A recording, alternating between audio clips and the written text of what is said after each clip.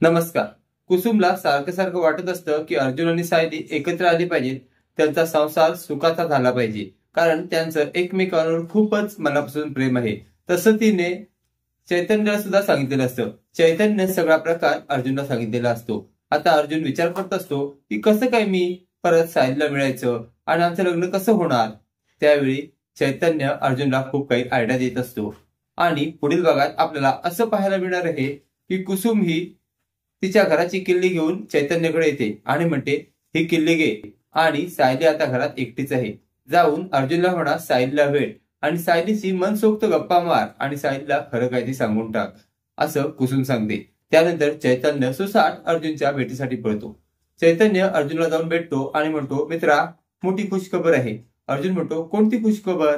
त्यावर चैतन्य म्हणतो, तुला माहिती आहे का, मधुभाऊ कोर्टात आहेत. मधुभाऊंना कोर्टात खूप वेळ लागेल. त्यावेळी अर्जुन म्हणतो, म्हणजे काय, नक्की त्यात खुशखबर कसली? त्यावर चैतन्य म्हणतो, अरे तुझ्या लक्षात येत नाही का, मधुभाऊ कोर्टात आहेत. कुसुमताईंनी त्यांच्या घराची किल्ली दिली आहे माझ्याजवळ आणि सांगितलेलं आहे अर्जुनला जाऊन सांग की सायलीला घरी जाऊन भेट.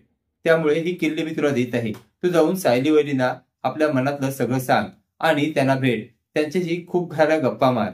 आता अर्जुन खूपच खुश झालेला असतो, कारण अर्जुनला जे पाहिजे तेच मिळालेलं असतं. अर्जुन आता चैतन्यकडून ती किल्ली घेतो आणि सुसाट सायलीच्या भेटीसाठी निघालेला आहे.